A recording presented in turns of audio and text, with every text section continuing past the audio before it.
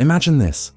You're standing at the edge of a vast open road, 1,000 different paths stretching before you. Some lead to success, others to failure. Some promise love, while others whisper betrayal. The road ahead is uncertain, unpredictable, terrifying. In its infinite possibilities, your heart pounds. A quiet voice in your mind starts weaving stories, calculating risks, replaying past mistakes. What if you choose the wrong path? What if you fail? What if people judge you, mock you, abandon you? The thought paralyzes you, and without realizing it, you step back, not forward. You tell yourself it's wisdom, caution, responsibility, but deep down, you know the truth. It's fear. It always has been. Now consider this. Every decision you've ever made, every fork in the road, every yes or no, every dream you abandoned or pursued has been shaped by an invisible force more powerful than logic, desire, or reason. A force so deeply embedded in your psyche that you don't even question it. You accept its presence as natural, as though it were your own voice, but it isn't. Not in the obvious ways, not just in moments of panic or danger, but in the silent, creeping whispers that guide your everyday choices. The job you never applied for, the relationship you never fought for, the words you swallowed instead of saying, the version of yourself you buried, piece by piece, just to feel safe. But here's the paradox no one tells you. The more you obey fear, the more powerful it becomes. The more you avoid risk, the smaller your world gets.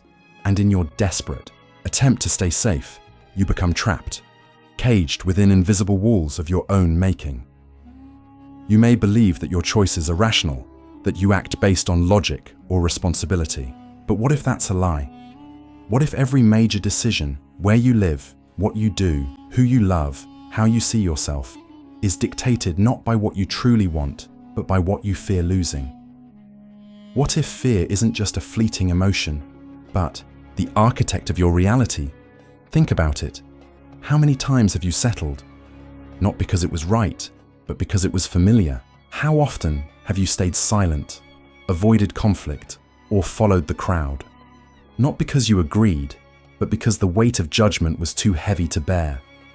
And yet, here's the irony. Fear never truly protects you. The things you avoid don't disappear. They fester in the shadows of your mind. The regrets, the what-ifs, the haunting realization that you lived half a life when you were meant to live fully. But if fear is so deeply woven into our decisions, then where does it come from?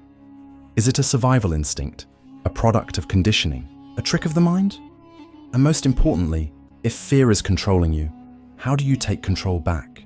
The answer lies deeper than you think. Before you can break free, you must first understand the true nature of fear, its origins, its hidden mechanisms, and the silent ways it shapes not only your choices, but your very identity.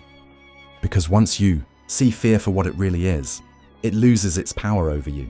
If fear has been shaping your decisions, then the real question isn't why you feel afraid. That's obvious. Fear is wired into the human condition. The real question is, why does fear have so much control over you? To answer this, we must go back, not just to your past, but to the origins of fear itself. Imagine you're a child again. In the beginning, you are free, fearless in many ways. You speak your mind, chase what excites you, and approach the world with curiosity rather than hesitation. But over time, something happens. You are taught, directly or indirectly, that certain actions lead to pain. Not just physical pain, but emotional and social pain. You learn that expressing your true thoughts can lead to ridicule. That taking risks can lead to failure. That standing out can lead to rejection. So you adapt. You learn to suppress, to shrink, to second guess. Not because it's who you are, but because survival in a social world depends on avoiding pain. This is where fear begins its real work. Not as a reaction to external danger, but as an internalized force that shapes how you see yourself. The invisible chains are forged in childhood, but they grow tighter with every year, reinforced by society, authority figures, and even your own experiences. By the time you reach adulthood, fear is no longer something you feel in response to danger. It becomes the filter through which you experience life. Carl Jung spoke of the shadow self, the parts of you that society deems unacceptable, the emotions and desires you repress. But what few realize is that fear itself is a shadow. The fear of being seen, the fear of being wrong, the fear of being too much or not enough. Jung believed that when we suppress parts of ourselves, they do not disappear. They grow stronger in the unconscious, shaping our behaviors in ways we do not recognize. This explains why some people live in constant anxiety without realizing it's fear controlling them. They call it caution. They call it being realistic. But in truth, they are being ruled by an invisible tyrant they refuse to acknowledge. Friedrich Nietzsche had another warning. The greatest danger is not failure, it is conformity. He argued that most people do not live freely. They follow the herd, shaped by the values and fears of the collective. They do what is expected, not because it aligns with their soul, but because it is safer than standing alone. And so fear controls not only individuals, but entire societies. It dictates what is acceptable, what is shameful, what is worthy of pursuit. Those who fear rejection obey the status quo. Those who fear failure never take risks. And those who fear their own power remain small, choosing comfort over growth. But here's the deeper, more unsettling truth. The system is designed to keep you afraid.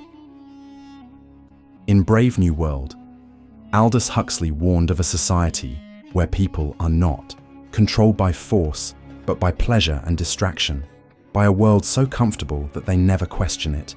And this is exactly what has happened. Modern society does not teach you to conquer fear, it teaches you to numb it. Fear of failure? Here's entertainment to distract you. Fear of loneliness? Here's social media to fill the void. Fear of your own thoughts? Here's endless noise to keep you from facing them. The world does not want you to be fearless. It wants you to be manageable. And what better way to control people than to keep them afraid? Afraid of stepping outside the lines. Afraid of questioning authority. Afraid of losing the approval of others. Because a person ruled by fear is easy to manipulate, but a person who has mastered fear, that person is dangerous. If you've ever wondered why you struggle to take action, why you hesitate when you know what you want, why you live inside your head instead of out in the world, this is why.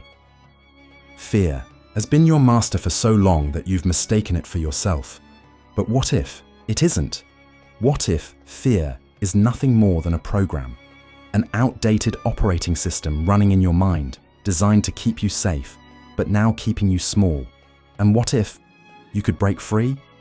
But here's the catch. You cannot fight what you do not see. To escape fear's control, you must first recognize its true consequences. Because fear doesn't just stop you from living. It replaces the life you were meant to live with something smaller, something safer, something that isn't truly yours. And that is the greatest tragedy of all. You may think fear is just an emotion, something fleeting, something that comes and goes. But in reality, fear is an architect. It designs the invisible walls of your life. It dictates where you can and cannot go. And before you even realize it, you are no longer living freely. You are moving within the confines of a reality fear has built for you. The worst part? You don't even notice, because fear doesn't announce itself. It disguises itself as logic, as responsibility, as being realistic. It convinces you that playing small is the only safe option. And so you go on, mistaking your comfort zone for your kingdom. But make no mistake, a life ruled by fear is not a life. It is a slow, silent captivity. Imagine yourself at the end of your life. You are looking back, and in that moment, one of two things will haunt you. The fear of regret, the fear of making mistakes, of failing, of looking foolish. The regret of fear, The realization that fear stopped you from ever truly living. Which one do you think is worse? Most people spend their lives consumed by the first fear. They avoid risks, avoid rejection, avoid uncertainty.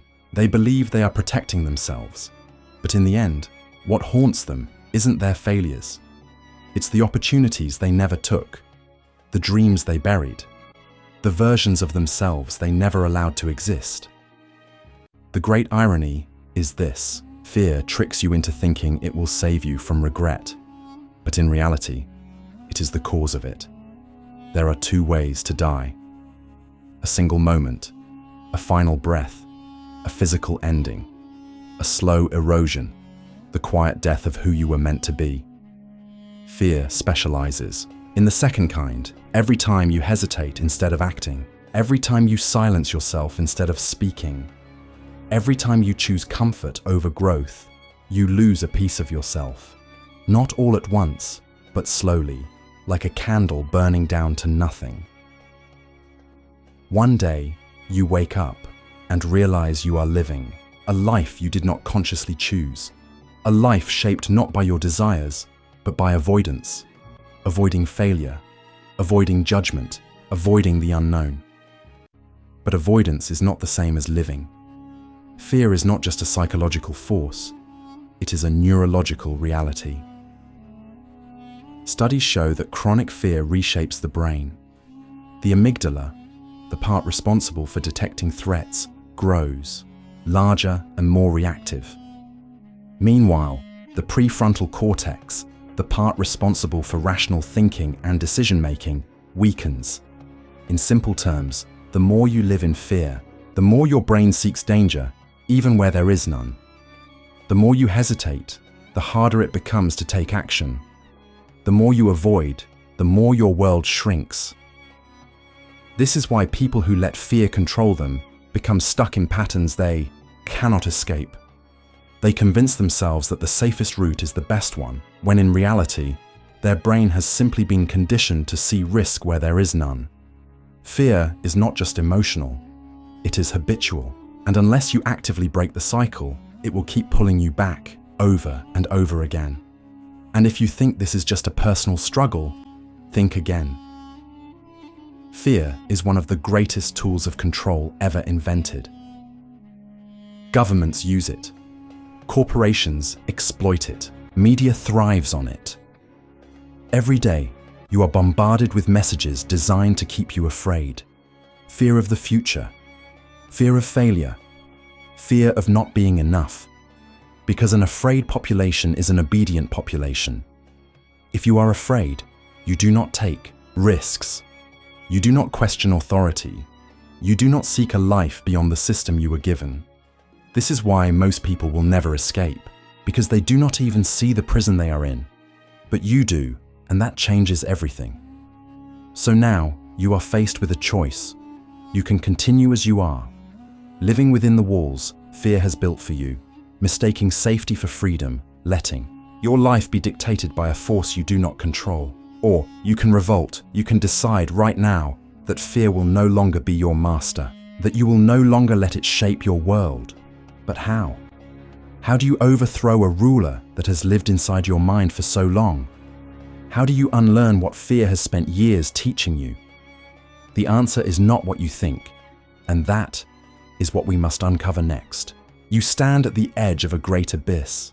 It is not the abyss of failure, not the abyss of rejection, not even the abyss of death. It is the abyss of possibility. For the first time, you see the terrifying truth.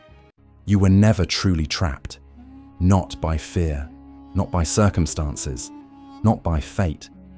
The prison was an illusion, a story whispered to you by your own mind. And yet, you believed it so deeply that it became real. But now you stand at the precipice of a realization so profound, it shakes the foundation of everything you once thought you knew. And it is this: fear was never the enemy. It was a doorway into your own power. Fear and freedom are the same thing. It seems impossible. How can fear and freedom, two forces that seem to oppose each other be the same. But look closely. What does fear feel like? Your heart pounds, your breath quickens, your mind sharpens. And what does freedom feel like? Your heart pounds, your breath quickens, your mind sharpens. The sensations are identical.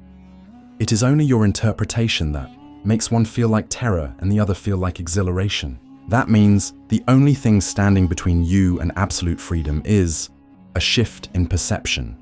Your entire life, you have been taught to fear fear, to avoid it, to suppress it, to let it dictate your choices. But what happens when you no longer resist it? When, instead of running from it, you step toward it? Something remarkable happens.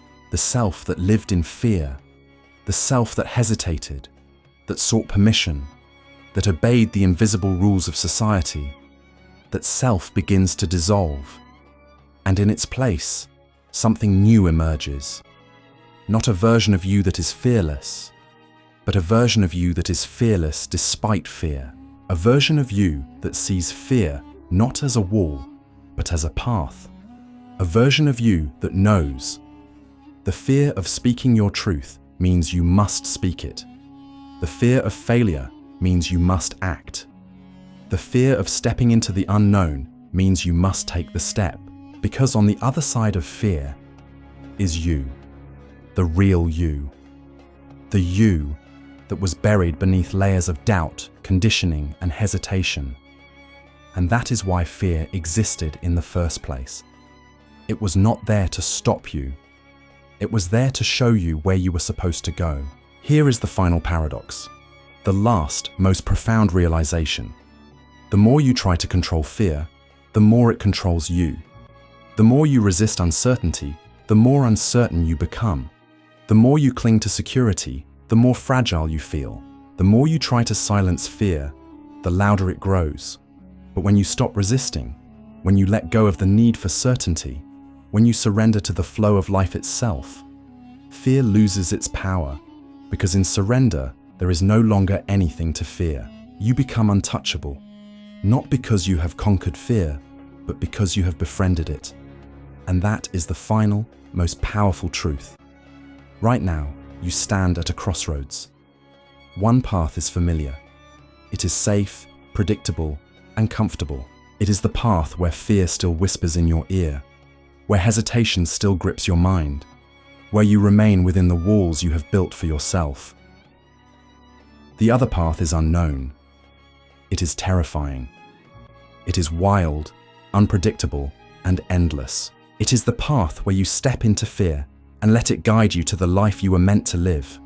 Most will choose the first path, but you already know the truth. You know that the walls were never real. You know that hesitation was never protection. You know that fear was never the enemy. And now there is only one thing left to do. Step forward. Not because you are fearless, not because you are ready, but because you finally understand. Fear is not the end. It is the beginning. The only question left is this. Will you answer the call? Thank you for embarking on this journey with me. If this video resonated with you, I invite you to like and subscribe to our channel. Share this video with others so they can benefit from this message, and don't forget to leave a comment below, sharing your thoughts, reflections, and experiences. Thanks again for watching. Take care and see you in the next one.